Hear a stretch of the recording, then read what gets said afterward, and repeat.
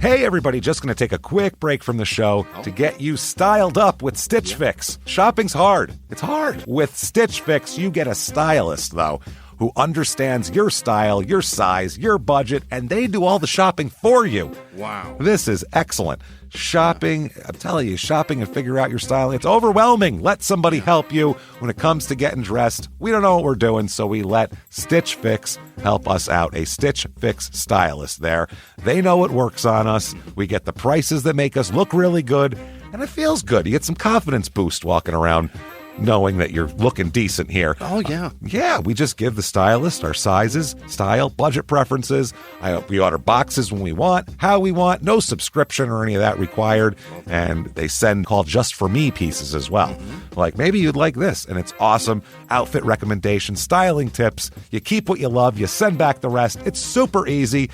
Yep. You can do it, and we are doing it because it's excellent. Personal styling for everyone. Get started today at stitchfix.com/STM. That's stitchfix.com/STM. Now back to the show. Hey everybody, just going to take a quick break from the show and tell you about Noom. Has Noom helped you? I believe it has. Oh, that's got an app. You can do tracking. It's terrific. It does. Noom builds personal plans that can meet individual needs. That's the thing. Takes into account any dietary restrictions, medical issues, other personal needs. That helps build a plan that works for you. And yes, so I know that you've had your own personalized program here that you've been working on. And it's weight loss This is weight loss results that last. They stick around because you get yourself into a lifestyle change. That's what matters. That's mainly it. You can't just say, I'm going to cut that out for a month and then go back to it. That's not what it is. So I'm glad it's helping you. That's great. And it really does. I like the psychology and biology-based approach here. Yeah. Noom Weight uses psychology. That's why they say losing weight starts with your brain, but it also takes into account your unique biological factors, Jimmy. All of your multitude flora and fauna that goes on inside of you there. Sure. Yeah. Stay focused on what's important to you with Noom's psychology and biology-based approach. Sign up for your trial today at Noom.com, Noom.com here. Based on 3.5-year study of actively engaged Noom users with minimum starting BMI of 25. Individual results may vary. Visit our website for more information. Welch's can't make everything make sense. Like why your mom still listens to the radio or what she meant when she sent that emoji.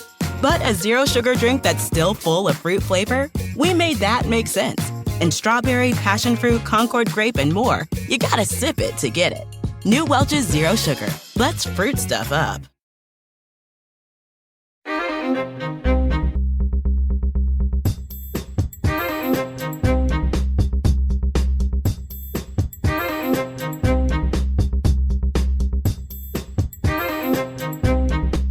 Hello, everybody, and welcome back to Small Town Murder Express. Yay and choo-choo! Ah, yay indeed, Jimmy, yay indeed. My name is James Pietragallo. I'm here with my co-host. I am Jimmie Whisman. Thank you, folks, so much for joining us all aboard the murder train, pulling away from the station. We have got a crazy episode to get to today. Super crazy. Quickly, before we get to that, thank you for everything.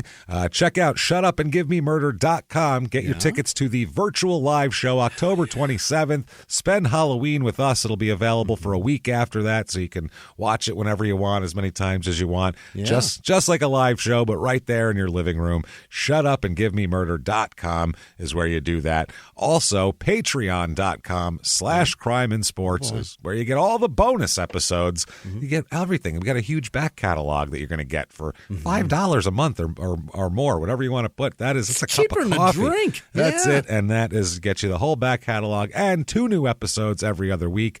This week, the 2 episodes you're going to get for Crime and Sports, which you'll have access to. Yes. You'll get the story of the Danbury Trashers, which is a hockey team owned by a guy in the mafia. And it's a minor league team, and he got it for his son to mess around with. And it goes about as you would expect a guy in the mafia owning a a minor league hockey team to go. Yeah. And then there's, of course, crime that gets involved, and it gets really wild and out of control. I do love the cameos of Mayor Mark in there a lot. Yeah, that's right, because it's Danbury. Yeah. And then for Small Town Murder, he's a fan of our show, in case you didn't know. That's why the mayor of ex-mayor of Danbury. Now, Small Town Murder, for this bonus, we're going to talk about, on that one, we're going to talk about the whole Heyman Lee, Adnan Syed serial. We'll talk about the whole thing. I've looked at everything there is to look at on this, documents, this, that. So I'm going to give you my opinion. Jimmy will give you your opinion. Yeah. We'll go over the whole thing, what happened, and everything like that. Patreon.com/crime and sports is where you get all of that stuff right there. That said, I think it's time, Jimmy. Yeah. It's time to sit back. What do you say? Oh, boy. Let's clear the lungs, everyone, shall we? We'll sit back wherever you are, hopefully in a not very public place, just for your own, legal safety. I'd like you to sit back and shout, Shut up and give me murder. Let's do this, Jimmy.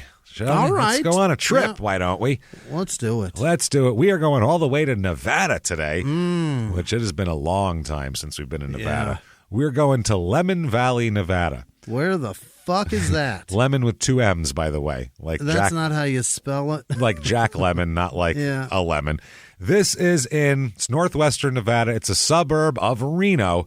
Really? This if Reno 911 was real, Sheriff's Department, they would be coming out here for incidents. Reno's got suburbs? Yes, that's like where they would go, and Jack Galifianakis had his a camouflage painted school bus with a pregnant teenage wife and 9 children running around. And with a pool, like one of those little plastic pools on the ground. Yeah, that he's hiding things under. It's out in that section of Reno, in the dirt section, especially back when this happened, exactly, too. So it's, like I said, northwestern Nevada. It's about 15 minutes to Reno, so just outside Reno. About 2.5 hours to Sacramento. That's actually the closest other city is that way. Wow. It's like 7 hours down to Vegas.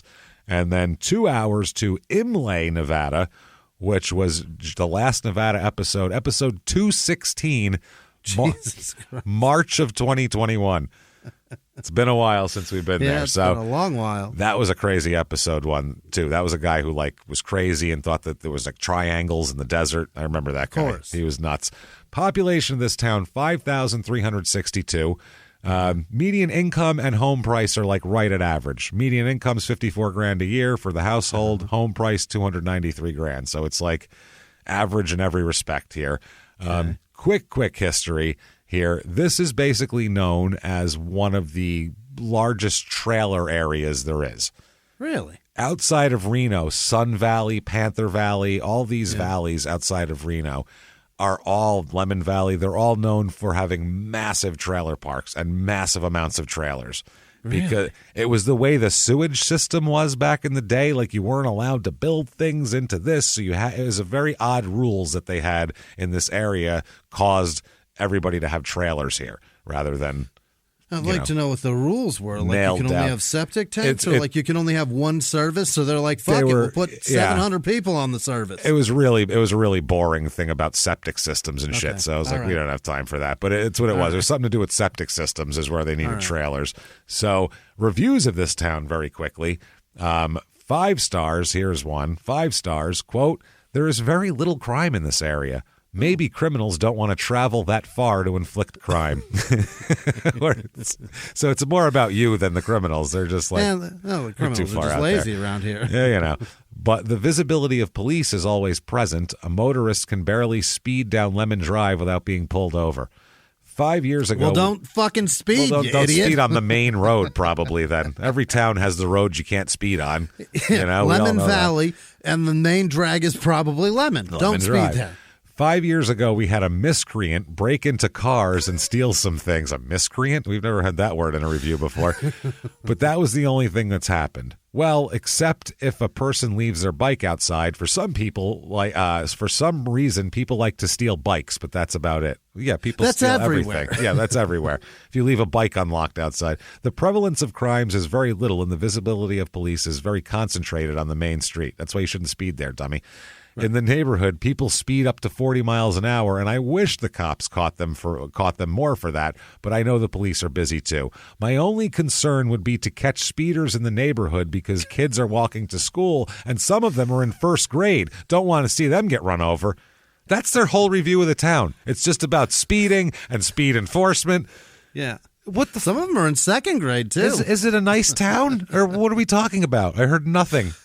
Wow. 4 stars. My favorite part of Lemmon Valley is that we are far enough from the casinos that we can see the stars at night. It's quiet and the people are friendly. That's nice. Very nice. 4 stars. They are plenty great on getting all the roads worked on. And if there is a fire, I can count on the fire department to be there. That's a plus. Great. That is. Talk about as basic as you get. Like, if you call the fire department, they'll come. Terrific. Wow, that's good. They show up. Some of the police staff generally care, but then a small portion is corrupt, only looking to fill their quotas. You are most likely to get pulled over and ticketed in Reno than in most cities. Okay, because it's all tourists from everywhere. Okay, 1 star. This is the person who hates it. Crime has been definitely brought up to Lemmon Valley. Considered much smaller than its counterparts in the new construction industries like DeMonte and Spanish Springs, crime is higher than both of those areas combined. Houses are cheaper, but the problem is the area is very separated. In other words, there are a lot of free and open land between the buildings, making it look rural and suburban at the same time. Great. Good for you. Goddamn government's important crime. And then the last line is definitely lower income. So there you go. This is like Reno's trashy north side here. I love it. Things to do, Reno Riverfest. Oh, buddy. Yeah. First of all, enter the Cornhole Championship there. Mm-hmm. They have the last 2 years winners on there, the first, second, and third. 2 years ago, Beavis and Butthead came in first. And last year, the Dude Dads took the title. So yeah. Of course it is. That's nice. Just in case you're wondering if it's like crooked or if this is like a real, like if you can count on this shit. Is this sanctioned? The Northern Nevada Cornhole officials will be on site at the tournament. So this is all going in the books officially. This is no bullshit. Regulation, yeah. It's no backyard horse shit here. They're measuring between the two boards. And then while you're cornholing, you're going to want to rock to some tunes, I guess. Oh, you're damn right. Yeah. So they're going to kick it off here. The headliners for these nights are Lindsay L. E-L-L. Oh. I don't know. It's country shit, Jimmy. You're supposed to know this stuff. Don't look at me. And then Ryan Griffin. Not Brian Griffin, the dog from Family Guy. Ryan Griffin. Do you know who that is? I'd rather have Brian. Do you know who that is by any chance? I don't. I've heard him sing. He can croon. He's good. Also, they have, those are the headliners, mind you. Wow. Then they have Nevada 445. I assume that's their area code. Mark Mackey. He'll be there. Kaiser Soze will be there. Oh, that's a band. Great. And then Matt Rainey and the Dippin' Sauce. I hate all of them. I-N. Yeah. This sounds like shit while people are cornholing. We don't need any of that. What we do need, though, is to talk about a murder. Let's just do that. Let's do that. Okay, this is weird. Okay, let's go back in time to 1974. Oh. Okay. Now think about this area in 1974. The West was nothing like it is now. In 1974, Phoenix was like a little city with nothing around it. You know what I mean? It was so much desert. It was so much desert. Reno was fucking nothing, and it was just concentrated in the city of Reno. So people who lived out here lived in trailers on sand dunes, essentially, is what it like. It's a bleak place back then. It's all it was trailers, too. And everything that happens here is in trailers. It's all trailer stuff. And, this is a really kind of, out there. Not a lot of air conditioning. Like, I'm shocked that people survived. Yeah, that's what I mean. How fucking hot it is in the West. It's mind-bogglingly hot. Yeah. Wrote people to come, too. You should come, too. Oh, okay. Come on we'll out pack here. right up.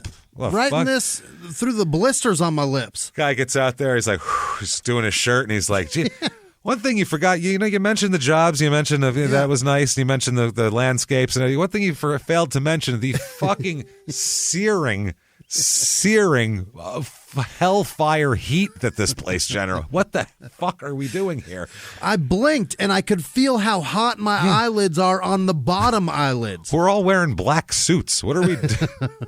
The hell is wrong with us? You know what? It's hot out and like you blink and like the sill of your eye hits the bottom one and you're like, oh my God, that's fire. Oh, my God. Well, at this point, too, there's a lot of horse people that live out here. Okay. There's such open land that there's horse people out here, people with a bunch of horses. And a lot of the people who live here aren't even like huge horse people, have horses to like ride around on, because that's just what people do out here, because it's the Wild West. Yeah. Back then, Reno was known for, had a few casinos, and you could go there and get a divorce in 6 weeks.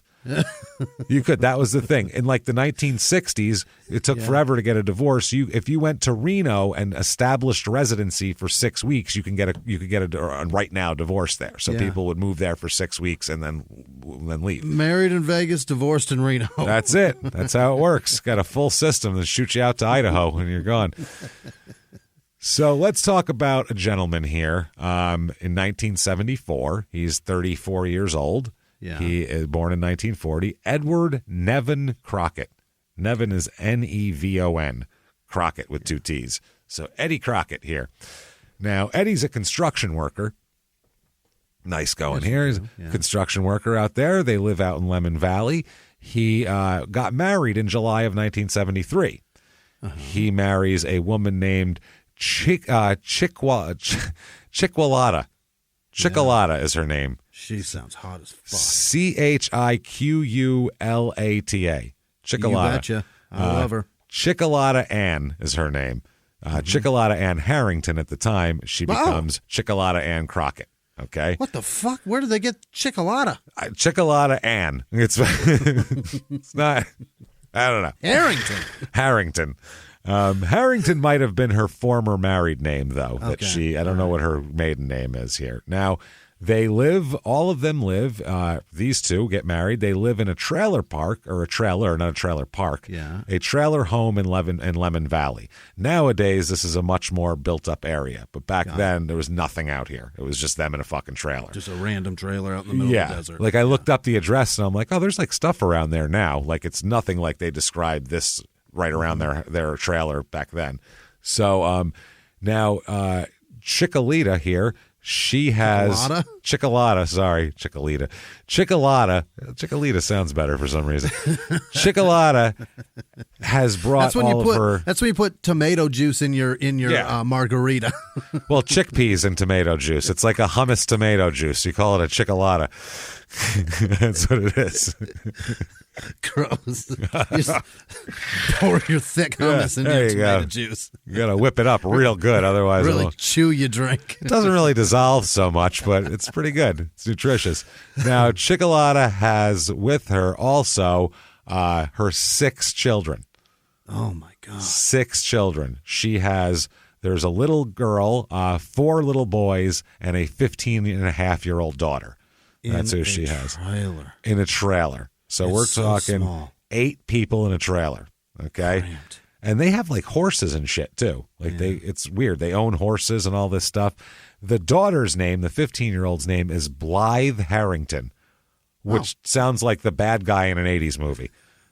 It sounds like he's Blythe Harrington. That sounds like he's got like a sweater tied around his neck, and he's got like blonde feathered hair, and he's making fun of Michael J. Fox for not getting pussy or something. That's what that's. Pirate.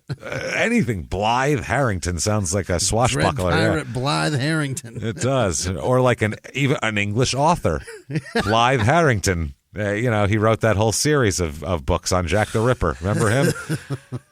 Either way, Blythe here, Blythe Harrington, 15-year-old girl. Actually, she's just a nice girl. She's not an 80s bad guy movie. She's just a nice teenage girl. Okay, with an unfortunately named. It's just a difficult thing to do. Named in the 80s, it would have been tough. So July 2nd, 1974. So basically 4th of July weekend here. Blythe takes off at about 5:15 p.m. She takes off on her horse to ride She's riding toward Antelope Valley. Okay, on her horse here. It's a path where she rides all the time. Her and the stepfather, Edward, here ride all the time. He's an avid rider, too. They go out on rides through here all the time. So to see her trotting out this way, extremely normal. Like, that's very just common. What she does. So a little before 5 p.m., Edward returned home from his construction job, and everybody said he saddled up his horse when he got home, like right away, didn't like change clothes or anything, saddled up his horse and went on the same path. Okay. In the end, we'll find out that he traveled approximately 19 miles. Jesus. That horse got to be worn out, I guess. I don't know. How much stamina does a horse have? So, yeah. I wrote out of the Grand Canyon 13 fucking miles on one of those. They let that horse stay the night at the top before they take him back to the corrals down. Makes sense. And if he walks in, then he's not allowed to hike anybody back out. Was he a truck driver? That's good though. Don't break the horse. Yeah, don't break. That's what I meant. Is they're like, is he on speed? Check him for speed.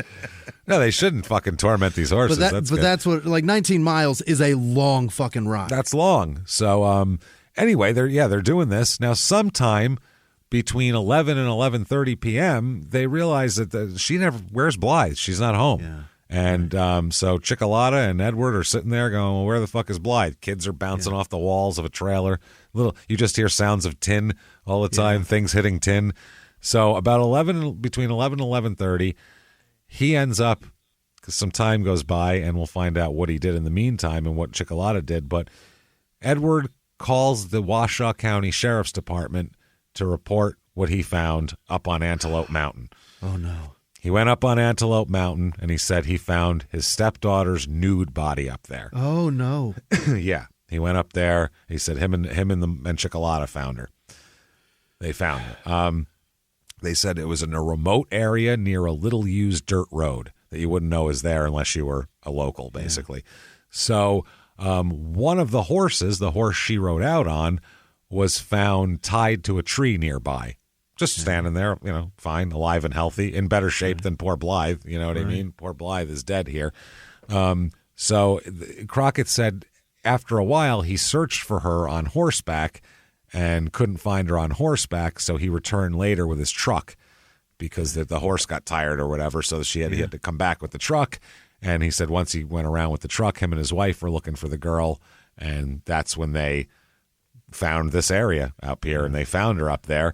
Now, what happens is the cops they just cordon off the area around here. They do like a 15-foot radius around the body, which, by the way, is not a big enough crime scene. No, you need fucking all 100-yard radius. You need a lot for footsteps, for things, for that, tracks of any kind. Right. 15 feet, that means anybody can walk and kick dirt and do anything they want outside of 15 feet.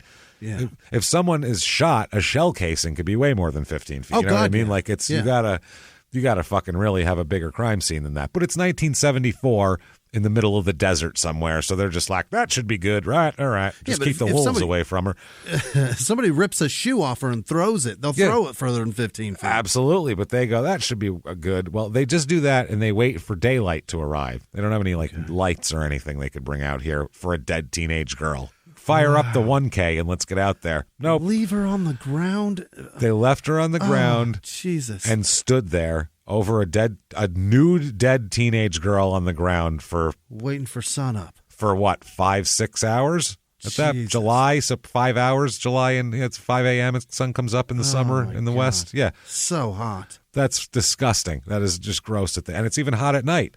Not out here, though, because it's a desert, so it's not that hot. So either way, once daylight comes, several additional officers arrive, and that's when they begin gathering evidence and doing photographs and all that. Meanwhile, it's been sitting out in the dryness and in the elements. You could be losing physical evidence. There's a lot of things going on here. The pathologist arrived around 10:30 a.m.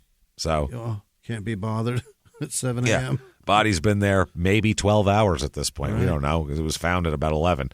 The autopsy performed basically found body tissue, fluid, hair, foreign material samples, and all that shit that we'll get to. That's what they did for that. They found out that she was shot 3 times in the back with a .22. Good Lord, man. That's what they figure out. It's a .22 pistol, they figure, is what they're thinking about here. Now, they're asking about that, and they ask Edward, well, because they have to ask the family, what kind of guns do you have? Right. And he said, well, I got a .22 that I carry around with me all the time when I'm out there. Uh-huh. And they said, well, we'd like to take a look at your gun, make sure it hasn't been shot. And he said, well, while I was riding around to look for her, I shot at some beer cans as I was riding my horse, so I have shot it tonight. I bucked a few shots off at beer cans out there, because when I'm looking for my missing stepdaughter, I go, you know what? Let's do some boot scooting, target shooting right now, and just pop at some beer cans. Somebody done left their Miller Lite. I think I'm gonna shoot it now. Find your stepdaughter. Why would he do that? What the fuck, man? So he's like, yeah, just carry that around. So I bucked a few shots off. Who knows? I'm a cowboy. What do you want from me? How many did you shoot, sir? Because if it's 3, we're gonna have a talk. Where are the fucking casings? So several days later, the sheriff's department gets a warrant to search their whole residence. They said, and they're looking for that made them suspicious. I have a .22. I was shooting it around there. So we want to look, but they're also saying we just have to look through all her stuff and make sure that, whatever, you never know. So they look through them. They're looking for certain guns, ammunition, clothing that might match fibers, things like that. So during the search, there's a small box on top of a closet shelf, and they knocked it over off the shelf by accident. They were sweeping the shelf, and it got hit and knocked down.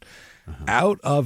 Out of this tiny box in the closet, it's a bunch of just bits of torn paper.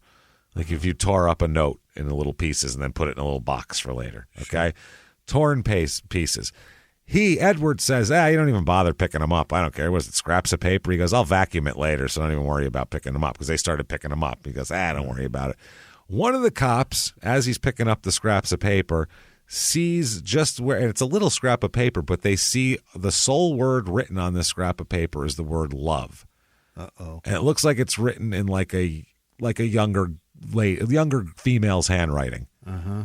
So he says, let the other cops go, we're taking the scraps too. So they take all the scraps. They don't know what it means, but just in case they take, maybe this will be about a boyfriend that fucking she could be meeting up with somewhere. Tore it up and she's mad at him and he's got murdered. Reason to be mad at her. Who knows? That's what I mean. So you never know. They need some kind of, they just have a dead girl in fucking on a mountain. So one of the officer puts the paper bits into his pocket, which is not, I don't think, proper evidence procedure. I think that's protocol. I mean, what I got to do is put them in my pocket there for later. I don't know, mix it up with my cigarettes and here we are here we are at the crime scene. Everybody fill your pockets. We'll empty them at the station. Everybody wear cargo pants? Good. We're going to fill our pockets with what we got here. We'll come back for the rest. Fill them pockets up. What is happening? Fill them to the brim. We'll meet at the station and rendezvous and really put it together. We'll dump it all out on one table and see what we got ahead of us, man. We'll have to divvy it up together. So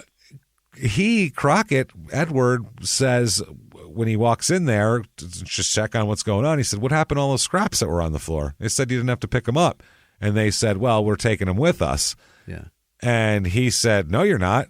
You're not taking those paper scraps that you found on the floor. You're not taking my garbage.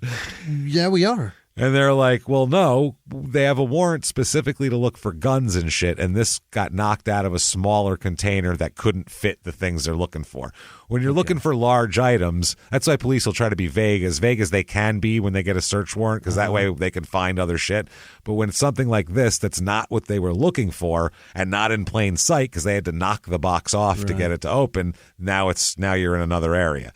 So they said, fine, we can get an additional warrant. I mean, obviously, we'll get one, and that's fine. So he said, okay, fine. I'll sign off. Crockett said, I'll sign off on you taking it, only if you tell me what it says later. Tell me what's in there. What the fuck? That's the deal. You have to inform me of the contents of that shit later on, okay? What a bizarre request. Okay. And they go, great. Sounds good. No problem. High five. Fuck off. Yeah. All right, good. So go team. See you around. All right. So they get all they empty their pockets when they get back to the station. They pile everything up, and they're like, "Wow, look at what you found! I found this. Yeah. That's great. It's like Halloween. You got full-size Snickers? Oh man, what is that? A cock ring? Oh, that was just mine. That wasn't there. Sorry, hold on. That wasn't for the. This is for later. This isn't for the part of the investigation." When they put all the imagine being the guys who have to assemble the paper scraps. Oh Jesus! They assemble the paper scraps. Okay, after painstaking, it's a lot of paper scraps apparently, so it's hard to assemble. It appears to be a diary written by Blythe Harrington, basically exclusively detailing the ongoing love affair, including detailed sexual relations with her stepfather. God damn it! Why? Why are we? What are we doing? No. So at that point, they're like, "Hey, Eddie, we'd like to have a chit chat with you now." Remember when you said you wanted to know what the letter is? Come on in. Think you knew what the letter was? So he says, "Yeah, I had sex with her. I fucked her." That's what he says. He says, "I fucked her," and they're like, God. "Well, yeah, we know that. We found the whole diary. It's pretty." She said so. She's either has an amazing imagination, or and could have been like the foremost, porn writer of the 1970s, or you're disgusting, and I'd like to crack you with my nightstick in the skull. Yeah. Or you've raped a child, sir. He said, but he didn't kill her, obviously. Okay. What the fuck kind of statement is that, by the way? I fucked the child, but I didn't kill her. The only thing worse would be I fucked her, then I killed her. Or, worse than that, I killed her, then I fucked. That's the worst one of all, probably. Either way, this is bad. This isn't good. Yeah, that's a horrible person. It's not a good, and it's just a terrible criminal thing. Like, it's crazy. In the diary too, it said she had said in the diary that she has loved him for 7 years. Oh God, she was 8. This is not. We don't know if the sexual molestation started at 8, but something. Certainly, the brainwashing, grooming started when she was 8. Exactly. Yeah. She says she's loved him since she was 8, so he was probably doing something fucking weird. I don't know what's going on. So that's crazy shit. So now they need evidence besides that he was banging his stepdaughter, because that's a charge, but that's not murder, and she's dead. So we need to talk about this now. Doesn't look good for him right now. He came home, got on his thing, followed her. It's bad. So that looks like also that they might have had a fight. He found the diary, tore up the paper, and kept it. You know what I'm saying? That's what it sounds like, so no one would find it. So now what they know is that it's undisputed that both Edward and Blythe rode north on Lemmon Valley Road, which is now a place where you get speeding tickets. Evidently, yeah. Back then, it was a place. Ride a horse. It was a dirt road you rode your horse on back then. Yeah. So that tells you how different shit is now. It's not the main drag. 50 years ago, you could ride a horse down here. could ride it. This is down the road to the second windmill. That's just, you go down this far, that's called the second windmill. I guess there's two windmills. There's the first one, then a second one. Approximately 9.4 miles from this person's, from a residence here. Okay, this is a witness that they find. All right, this Mrs. Campbell is her name. Okay. Now, the officers, though, who tracked the horse prints to that point didn't determine whether the two horses were riding together or at different paces or from different times. They don't fucking know. Who knows? So the distinctive track of Blythe's horse, though, clearly left the road at one point, and horse tracks as well as 2 sets of footprints continued from that point to the sagebrush toward the scene of her death. Because it's like they found her like lying in some sagebrush, okay? Pushed her off the road, pushed her off the horse. Walk it. It's what it is. So they said, though, they couldn't figure out who had horses and who didn't. It's the only fucking thing here. They also, by the time there's a trial, the officers had, quote, lost the photographs taken of the trail of prints. What the fuck, man? So, yeah. They did say, though, they knew at the time in the notes that one set of the footprints was made by Blythe. They figured that out. Made by her shoe was specific. The other set has what they're calling chevron prints. Yeah. Okay, on it. That, they said, was probably the killer's because it was the person walking with her. 3 sets of prints were found within the roped-off area around the body. The Blythe's prints, the chevron pattern print, and a single smooth-soled boot print. One boot print. Which would the person fucking come down on honestly, did they come down on a jetpack, touch down with one foot, and push back up again? Like, that's impossible. Yeah. Either you fucked up the footprints, or those are it's from another time, or you're out of your mind. So either way, that's what they found. Hey, everybody, just going to take a quick break from the show to tell you about the safest sponsor ever, Simply Safe. Absolutely. These people will keep you safe. It's amazing. You know that every 26 seconds a burglary takes place in the United States, according to the FBI. That means that by the time this podcast is over, dozens and dozens of homes will have been targeted, ransacked. God knows what happens here. So protect your home before it's too late with Simply Safe proactive security system. Simply Safe helps stop threats before they even have a chance to break in. Named Best Home Security System by U.S. News and World Report 5 years in a row. And by us for about the last 8 years as well. If you trust us, believe me, you want Simply Safe. So visit simplysafe.com/small to claim 50% off a new system with professional monitoring plan and your first month free. That's simplysafe.com/small. There's no safe like Simply Safe. Now back to the show. This show, Small Town Murder, is brought to you by BetterHelp. Get yourself some therapy, everybody. Honestly, here. We often hear about, red flags that you should avoid. Hey, that's a lot of a thing. It's become a real phrase now, real cliche. Yeah. But why don't you focus also, you look at like green flags in friends and partners. Look for good things as well. Right. And maybe you're not sure what that looks like, though. Therapy can help you figure that out. What are positive things? What are the green flags? And then you can practice them in your relationship. It's absolutely a fact. And so, honestly, we absolutely are huge advocates for this. It really, really helps. BetterHelp is fully online, making therapy affordable. It's convenient. They serve over 5 million people worldwide. You can access a diverse network of more than 30,000 credentialed therapists, wide ranges of specialties there. Here's the coolest part. You're not getting along with your therapist, you're just not feeling it, you can switch at any time, no extra charge. Wow. The thing is, they want you to get help. That's it. And you can do it with BetterHelp. Discover your relationship green flags with BetterHelp. Visit BetterHelp.com/smalltownmurder today to get 10% off your first month. That's BetterHelp, HELP.com/smalltownmurder. Now back to the show. The state is going to say that the smooth-soled print was made by Edward Crockett when he discovered the body, and so there you go. Now, Crockett's team is going to say that print was probably made by whoever else was participating. It looks like two guys were participating in a killing, so it was probably one of them, right? Seems like two men's shoes here. So they made a cast of the smooth-soled print, and that print was larger than Crockett's boot size. Okay. So not his size and nothing he has. Or a cop.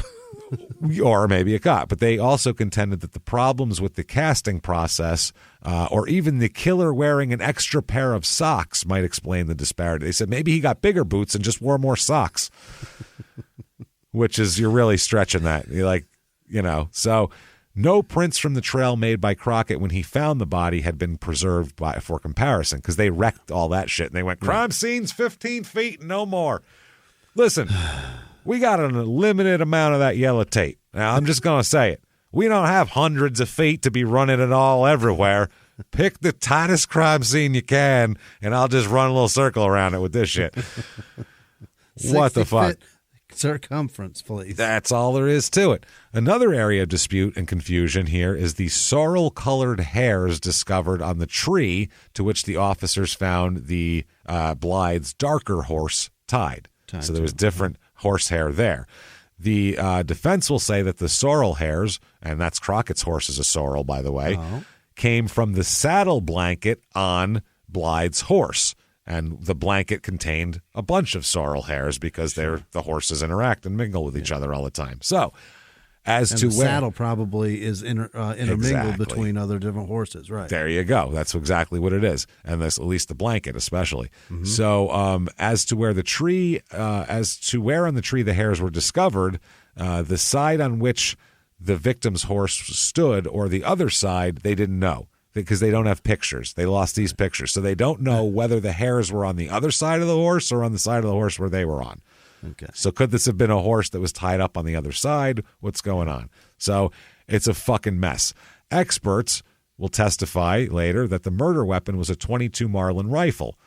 Crockett was seen both embarking and returning from his ride in Lemmon Valley. Each time they saw him carrying a .22 pistol, but no one saw him carrying a rifle. But he did own a .22 rifle. Okay. Now, also, Crockett's stepsons testify later that they remember having his Marlin rifle. They had his Marlin rifle that afternoon. They were out using it. So they said he didn't have it. We had it. So, okay. Now, science comes in, okay, for this whole thing. There is testimony with expert testimony regarding examinations of pubic hair combings that was highly controversial.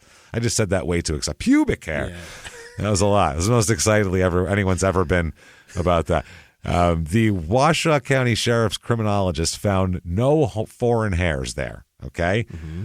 But they brought in other experts to check their work because, I don't know, I just feel like in Reno, remember Reno 911? It was like Brian Posehn and he was stoned. So let's get someone else in here. Also, some people have lost some photos.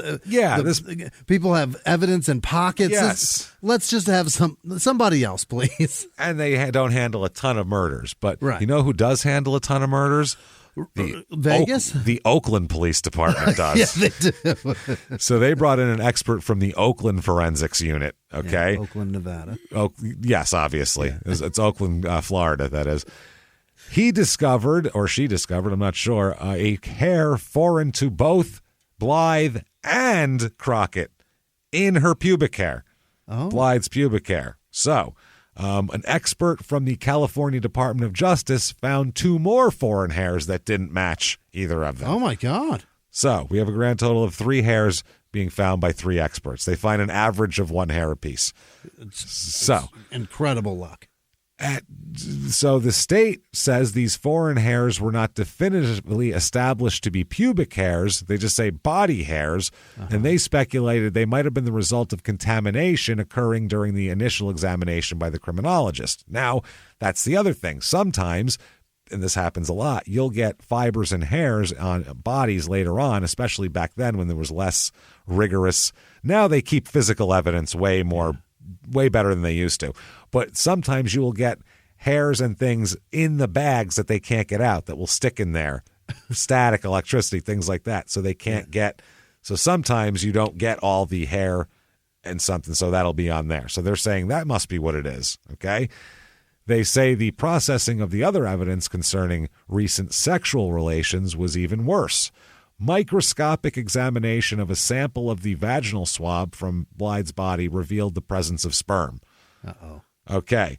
They said absence of acid phosphates on a tampon found near the body created the inference that the sexual intercourse occurred on the scene. So it looks like took her I'm going to say, you know what we're saying. Yeah, so, got it. God damn it. Oh, God, Jesus Christ. So they said that indicated whoever had sex with her was probably the killer because she's dead where you had sex. So they probably didn't get up, walk away, say, wow, that was wonderful, walk away, and then another person comes up and murders her. That's probably unlikely, is what they're saying. So they said the area around the body also showed no signs of a struggle whatsoever. That's not good.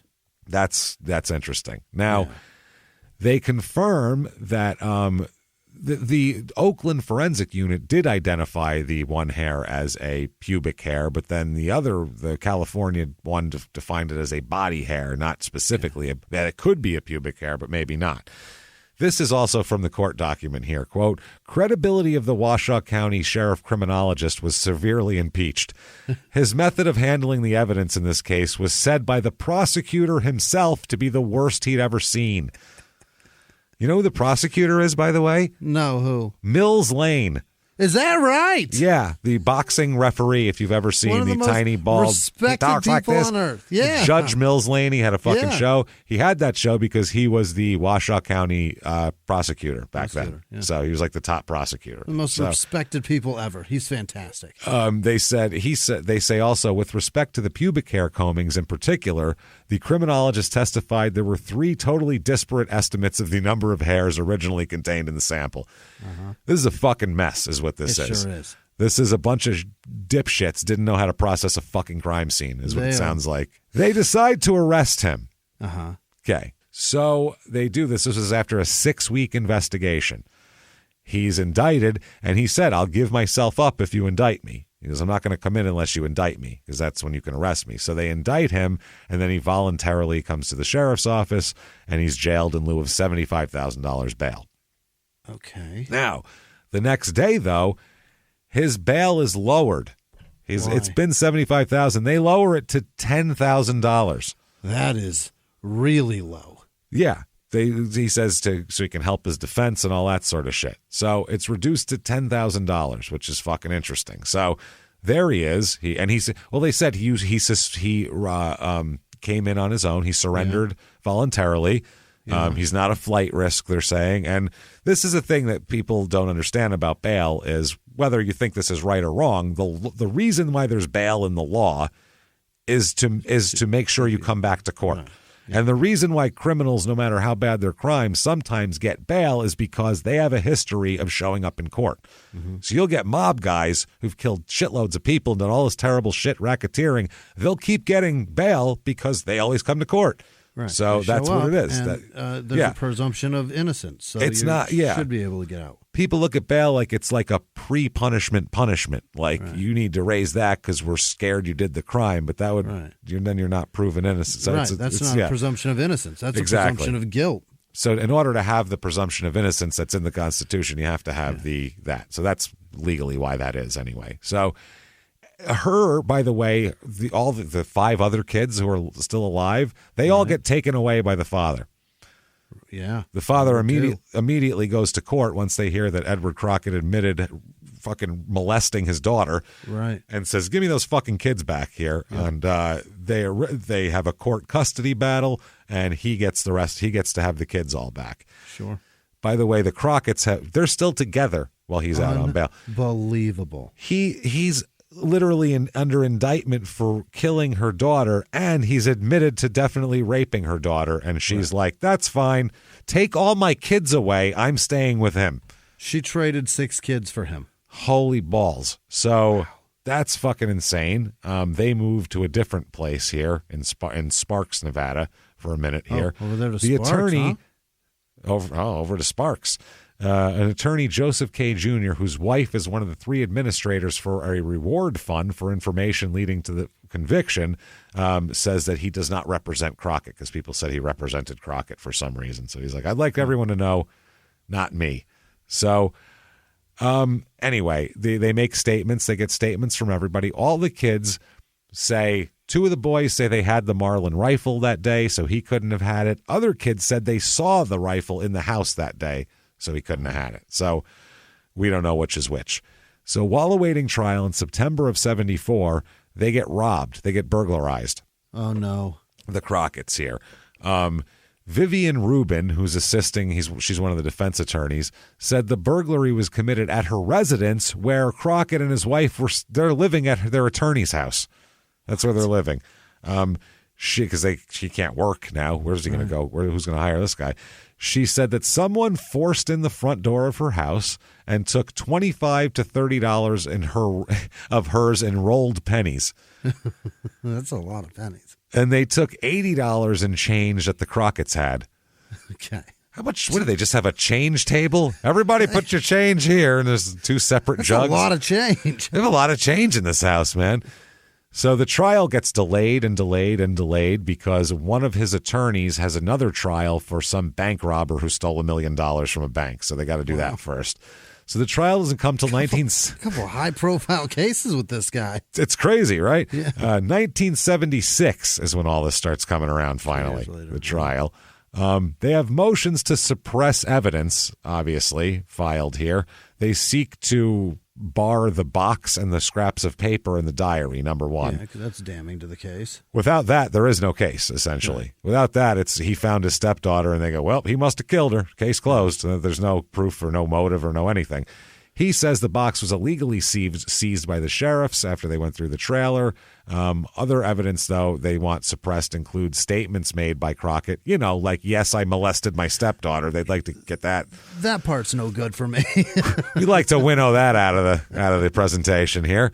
So all of that shit, and they deny this motion here, and they even appeal that decision, and they say still they're going to let all that shit in. And so there you go. Now, there's a woman named June Campbell. That's Mrs. Campbell, who saw what we said. She's a witness here. Mm-hmm. She said during the grand jury testimony, she said about 5:15, she saw from her house a girl very much resembling Blythe Harrington riding a dark horse very slowly northbound on Lemmon Valley Road. Yeah. Okay. Because the time of death can't be accurately estimated medically, partially due to investigatory fuck-ups, by the way, because they fucked that up bad. And because Crockett has an alibi until at least 4:30 p.m. on the day of the killing, the testimony was crucial because it indicates that Blythe is still alive at 5:15, so it's establishing a timeline. Prior to the trial, the defense located a young girl bearing a striking resemblance to Blythe Harrington, who initially stated on the day in question she had been riding a dark horse in the Lemmon Valley area around Mrs. Campbell's home. Because the girl's statement cast doubt on Mrs. Campbell's statement of the ID of Blythe Harrington, the prosecutor stipulated to dismiss the indictment at that point. However, because they said, well, we don't have much of a case, yeah. We don't have a timeline of where she was at that point if it wasn't her. So they said, we'd like to dismiss the indictment. The judge said, no, you can't dismiss the indictment. You have to go forward with the case. Wow. So they went, fuck, all right, well, I guess we're going forward with this case. So they have to, even though they don't really have any evidence. Then the girl changes her story. Uh-huh. Okay, she stated that she had not been, the girl who was riding and said, whatever. Yeah. She said she'd not been riding in Lemmon Valley that day, but had been riding in Sun Valley on a light-colored horse. Different valley, different horse. Oh, not my valley, not my horse is the thing there. Still later, this girl said that Washoe County's deputies had intimidated, threatened, and harassed her to change her story. Right. She says all of this. She petitioned the court to protect her from, quote, Hitler-like tactics, she said in court documents. She said the sheriffs used to coerce her into signing her second statement. It was put me on a train. They put me on, that was the thing. So, to say that was it. So, she brought a motion for a protective order against the police, asserting that because of emotional instability suffered as a result of the prosecution's investigation, she could no longer separate fact from fiction regarding her activities on the day in question. Okay. Now, she made another statement, though. In her last statement, she told them that it was actually Sun Valley where she rode the day Blythe Harrington died. She said that the friend Sheila was a fictitious name she made up to cover the name of her boss, the real owner of the horse she rode, because she's having like an affair with her boss. Oh my! Why is every young girl in this town fucking men? I don't know. I don't know how old this girl is. She might be 20. We don't know. But they keep calling her a girl, so that makes me think. I don't like that. They call the all. women and they call her a girl, so I don't like that at all. So she was a whole. This is insane. So the attorney who argued for her request of protection said that what the fuck, basically. This girl changes her story all the time. He said, but she told me on the way to Mills Lane's office what she later told Lane and convinced me that she was feeling greatly relieved at finally telling the truth. He said the girl claimed to have been confused all along about the difference between Sun Valley and Lemmon Valley, but she says she knows the difference now, and she's never sure that she rode in Lemmon Valley. Lane said the girl claimed she originally thought it was Sun Valley, but after meeting with the defense, they both claimed that she originally thought it was the thing they're saying, but then after meeting with the other side, now it's not. That's what it is. It's the other thing, yeah. Now, the thing is, the girl, there's one thing that she remembers specifically, she said in Lemmon Valley. She said while she's driving, they took her around to drive around to see which one looked familiar. She said that she couldn't remember anything about the area, but she remembered Mrs. Campbell's house as they drove past, but didn't know why she recognized it. She also informed the officers that she discarded a Coke can, a soda can, at a cattle crossing. She had just thrown it on the ground. Yeah. So the officers find a Coke can by the prescribed cattle crossing on Lemmon Valley Road. Uh-oh. So that means she was there, and that fucks up the whole timeline. Everything, yeah. Yes. So here is Mills Lane versus Horse Girl. Okay. That's what I like to call this. So Mills Lane talks like this. We're going to do this, all right? All right. Him with clean fight right here. Right here, yeah. So, all right. Lane, at the hearing, established that the girl's first statement was tailored to suit the defense on the question of what color horse she rode about the murder day. Then he went after the validity of her second statement. He said, in this statement, you signed for the sheriff's the truth as you recollect it. He asked her, and she said, no. She yelled at her and repeated the same thing. She said, no, I only did it to blah, blah, blah. So she refused his demands that she single out what part of the second statement are untrue. She said, a lot of things in there are untrue, but I don't want to get people involved who are getting involved. Namely my boss. Fuck, exactly. Mainly a person who could go to jail for what I'm fucking going to tell you here. So Mills Lane says, you mean you'd lie to officers to get out of an investigation? And she said, you betcha. Shit, yeah, sir. Oh, my God. Asked later by her own attorney about the fact that the sheriff's tape recorder caught her laughing while supposedly being coerced, the girl looked at the judge and said apologetically, if I may, she said. She looked at the judge and looked back to Mills Lane and says, quote, I was kissing their asses. I was playing the game. I knew if I didn't go along with what they wanted, they'd keep me there all night.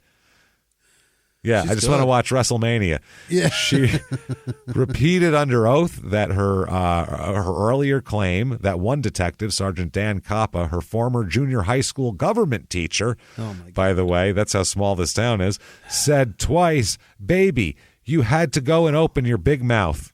Oh, God. So, yeah. Lane put Detective Commander Lorne Butner on the stand, or Butner. We'll call him Butner because these people fucked everything up. They put it on the stand to deny the girl's accusations of harassment. He categorically denied each part of her claims. He said they only contacted her 3 times and stopped when they said to stop. That was it. So he's like, that's bullshit. He said, I told her the next thing we'd like to do is go down to the station and get a statement, and I heard no objection to that. So he said, in the room, the door was wide open. It wasn't a big deal. So it wasn't like we put her in a room and beat her with hoses and put a bright light on her. Now, here at trial, they go to trial with this. The prosecutor, here's the evidence that's going to be presented that the prosecution knows, but the defense doesn't know. Okay? And will not be presented by the prosecution in court. Yeah. That's a Brady violation. What the fuck are we doing? Okay. Nice job, Mills. So let's see here. What they found is, later on, through investigators, the day of the murder, the next day, the morning when they fanned out through the area to look all around, because they looked everywhere. They took horses and went all up and down the hillsides and the sagebrushes looking for evidence and shit. What they found was a lonely cabin out in that direction, pretty near where the murder site was. Okay?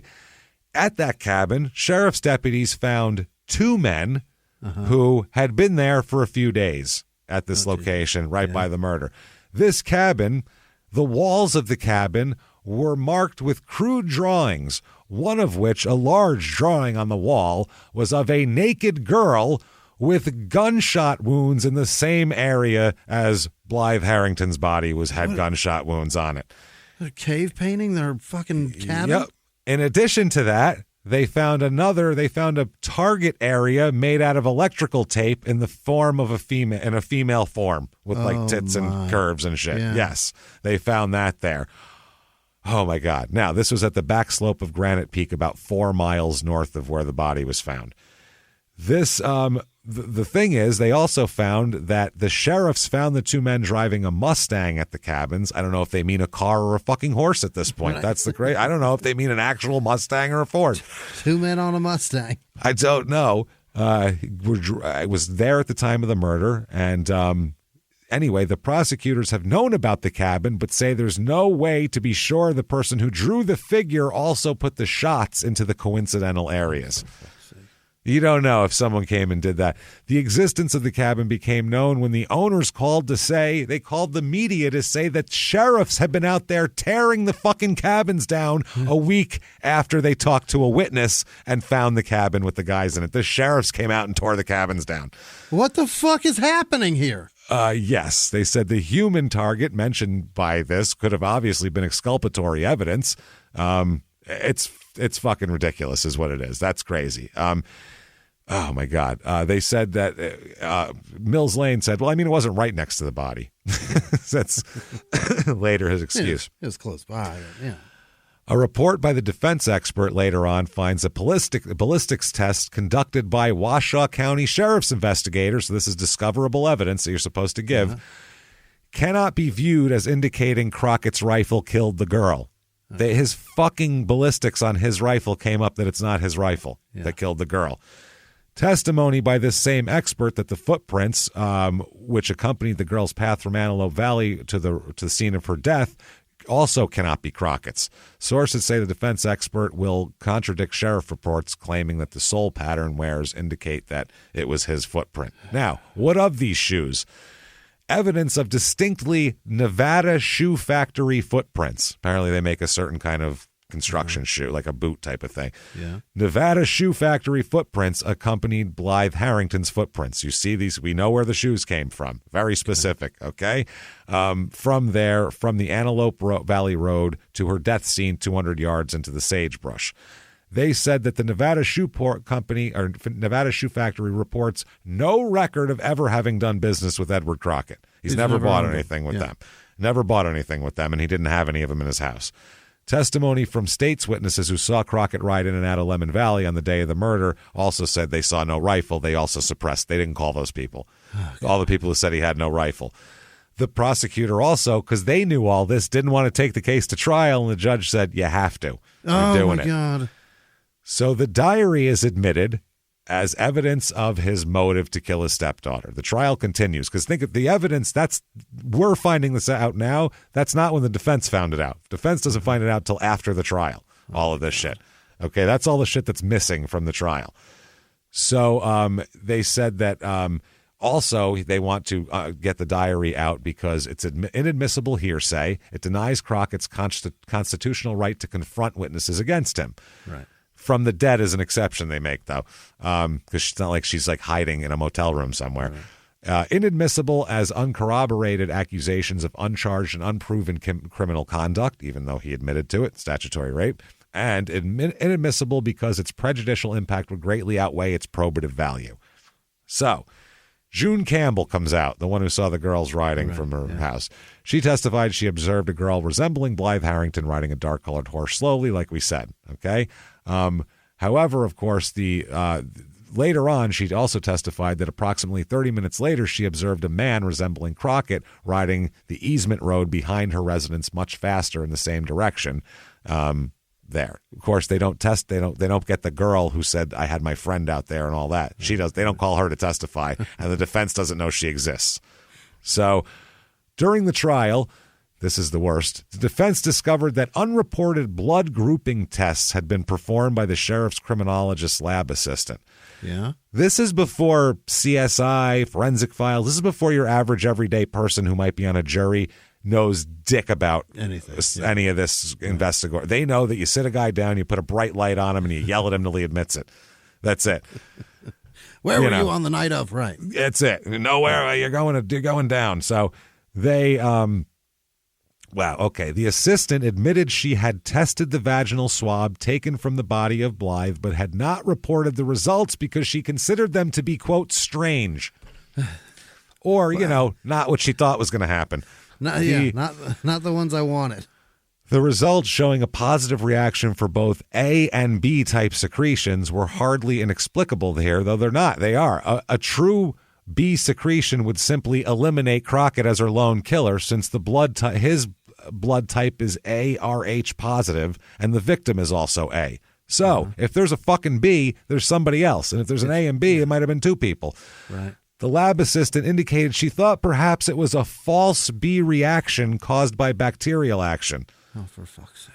A forensic serologist testified that bacterial action can cause false B reaction, but if intact sperm were found, the bacterial level would be low, and it's highly unlikely that that would happen.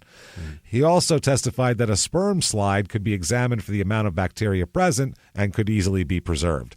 The lab assistant testified she had examined a sample of the swab of the sperm at the time she made the unreported blood grouping tests and had found sperm with tails, so should have been fine. Yeah. Still, no one asked her to preserve the slide, and she threw it away. She threw it the fuck away, Jimmy. She threw it away. Murder trial. We're throwing it away. The swab itself could no longer be tested because it also had not been properly preserved. She just threw it somewhere. It didn't like wrap it up and do all the whatever the fuck you have to do. Put it in her pocket. I don't know. I don't have that job. It's not my job to know. In closing, the closing argument, the prosecutor commented several times to the jury on Mrs. Crockett, Chickalata, her failure to testify.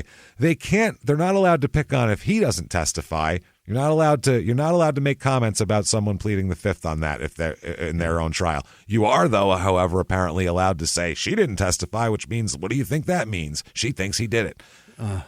So the defense, following the defense counsel's final argument to the jury, the court clerk, then, because there was a reclosing rebuttal from the prosecutor, the court clerk said to the prosecutor, quote, "Go get him, Tiger." Oh, my God. Okay. The verdict comes in.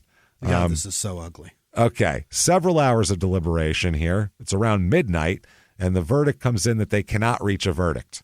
Good. The court inquired how they stood. They heard it was 11-1 at this point. So the judge says, get your asses back in there and figure this out. We're not going to it's been a 5-week. They said it's been a 5-week trial, and he tells the jury if a mistrial is declared, it'd have to be tried all over again by some other jury, so try real hard, which judges say that all the time. Yeah. Keep trying.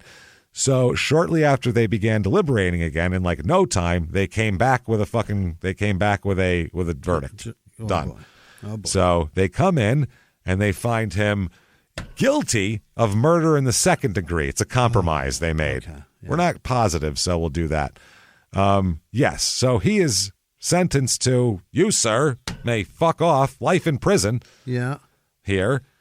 He appeals. This is about what is it? It happened in 74. The appeals in 79. Okay, so 3 years after the trial. After the trial. They said the circumstantial evidence in the case is sufficient to sustain a conviction, they say, in the trial. But, however, in effect, the unreported blood grouping test indicating a B reaction was direct exculpatory evidence, indicating, as it did, that someone other than Crockett had raped and killed Blythe Harrington. This test, by itself, a prima facie showing exonerating him. That's what the appeals court says. Of course, the prosecution attempting to explain away the B reaction by relying on the state's own mishandling of the swab to argue that the reaction was caused by bacteria.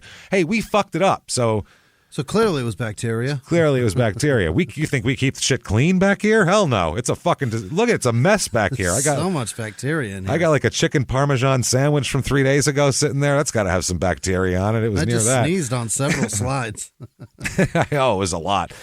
Had the test results been reported when made as required by the discovery order, as well as by prosecutors' instructions to the lab assistant, then the swab and sperm slide could have been preserved and re-examined to resolve any issue concerning validity of these apparently exculpatory initial results.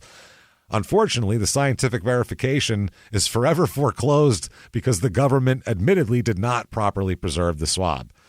Jesus. Further, the sperm slide, which easily could have been preserved, was intentionally, though not maliciously, discarded. The state now seeks to benefit from its own faulty procedures by urging the factual possibilities which proper procedures may well have foreclosed. So they're like, if we did do it right, it would have come out right. We're fine. Right. They said, we think this approach is legally untenable. We cannot permit speculative inferences adverse to Crockett to be derived from the absence of evidence, which the state should have preserved. Were we to do so, it's clear Crockett would be prejudiced by this loss and our holdings would be offended. So they said it's obviously not a case where an otherwise prejudicial loss may be ignored on the ground that the evidence is overwhelming. The evidence of guilt is overwhelming. They said it was a close case. They needed this physical evidence could have done it. So they said due process cannot be restored in this case by retrial since the swab is gone and there's no weigh fairly to eliminate the prejudice that this has caused. Solid argument. We therefore reverse the conviction and order the indictment against Crockett be dismissed. Wow. You're not even allowed to try him again on this, they said. You fucked it up too bad. So there is a dissenting opinion on this, by the way. There's a dissenting opinion on this. One judge that says this should be fine. Says the victim had recently experienced consensual intercourse, and the lack of evidence of a struggle is indicative that the victim was familiar with the killer. Who knows if she had a boy? What are you talking about? If there's two guys there, you're going to be fucking, you're not going to struggle. The court, we don't know if they had a gun to her head. Who fucking knows? The court has heretofore recognized, however, that women can be and often are raped through fear rather than actual force. Once rape is accomplished, whether through force or fear, the assailant not infrequently proceeds to kill the victim. The dissent also mentions that the decedent was killed with a .22 caliber firearm and proceeds to notice that the appellant owned a .22 caliber rifle and was carrying a .22 caliber pistol on the day of the tragedy. This is true. Expert testimony, however, showed that the appellant's pistol could not have been the death weapon. Furthermore, according to the record, others and not appellant were in possession of this .22 rifle that day. They go through all this and basically said it could have been him. I don't know about a dismissal, but it is fucking dismissed. And they sell her trailer, I see, later on, and then their trailer that they had. Right. And then I found him. He is still alive. Wow. 82 years old, living in Mina, Nevada. That's where he is. So apparently shaky on if he's a murderer or not. We don't know that, but certainly a molester from back in the day. So yeah, absolutely a grooming child rapist. He's 82 now. I'm sure he's probably slowed down a bit now, but either way, fucking pretty disgusting overall. So never been solved. Her crime goes completely unpunished now. That is awful. I have a theory on this that's weird because doing a lot of newspaper research on this thing, I found in the area and in other areas nearby, there were several other teenage girls found in areas of sagebrush sexually assaulted and shot in a similar fashion. Wow. And a guy is in jail for those, but they didn't tie others to him. And I found many other girls around the state that he wasn't tried for. So I don't know what's going on. I don't know if they ruled him out or this is shoddy, shitty police work. I don't know if they just said, fuck it, who cares? And didn't look around the state for similar crimes. I don't know. But in the 70s in that area, it's so easy to be a serial killer. Yeah. Someone who's not a comedian needs to look into this, basically. Someone who actually has investigative skills or something like that. We're comedians. I don't know anything about that shit. I'm not good at this. Done a very great job at preserving that. Something. So either way, there you go. That is Lemmon Valley, Nevada, and a goddamn crazy case. We feel terrible for Blythe Harrington there. Unjustified and obviously, and no justice served. And Poor thing, man. That is just awful what happened to her. And if you like the show, though, let the world know. Get on Apple Podcasts or whatever platform you're listening on. Give us 5 stars. It helps a lot. Head over to shutupandgivememurder.com. We have October 27th virtual live show available for a whole week after that. Watch it once, watch it twice, watch it 100 times. Halloween spectacular, a live show, but right in your living room. Get there. Follow us on social media at Murder Small on Twitter, at SmallTownPod on Facebook, at SmallTownMurder on Instagram. Patreon.com/crime and sports. Anybody $5 or above, you get access to everything we do bonus. Entire back catalog, 2 new episodes every other week. This week, what you're going to get, Danbury Trashers for crime and sports. Mafioso owns a minor league hockey team. Craziness ensues. And then for Small Town Murders bonus, we're going to talk about Heyman Lee's case and Adnan Syed and who we think did it. And through massive amounts of research, I definitely have a theory, an absolute theory, and I think you do too. So let's talk about that. We'll talk about that case. That is patreon.com/crime and sports is where you get all of that shit. And you'll get a shout out at the end of the regular shows as well. Do all of that. Keep hanging out with us. Want to follow us on social media? Head to shutupandgivememurder.com. The links are there. You can find us. Do that. Keep coming back week after week. And until next week, everybody, train pulling into the station. We will see you next week. Bye.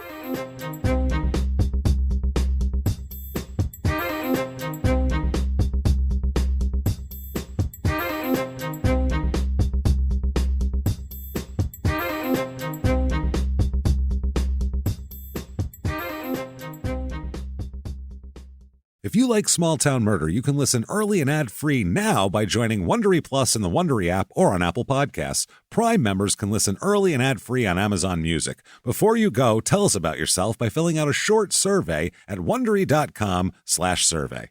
Have you ever gotten a message out of the blue? Maybe you ignore them. Or maybe you end up in conversation. Maybe they tell you about an amazing offer. I can really show you how to make some money. And maybe that gets you into a lot of trouble. But this isn't a story about people like you, the people receiving these messages. This is a story about the people behind the messages, on the other end of the line. Thousands of them, working in a microcity built for scammers. From Wondery, the makers of Dr. Death and Kill List, comes Scam Factory, a new series about survival at the expense of others.